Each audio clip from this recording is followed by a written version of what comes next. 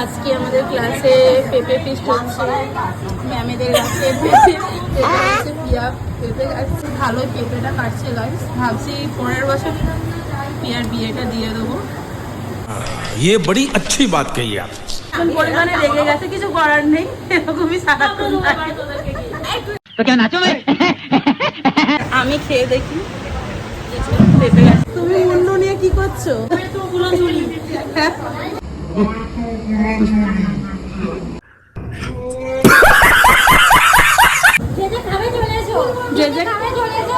হ্যাঁ, তবে কিন্তু বলা যাচ্ছে না এটা পাকা না কাঁচা, খেয়ে দেখে বলবো। মিরারের লিভার খারাপ, হ্যাঁ তাহলে প্রচন্ড মনে হচ্ছে না কাঁচা না পাকা পেঁপে বলে আমাদের খেয়ে নিয়েছে। বলছি পেঁপে খাবেন আপনি? Thanks. Love you.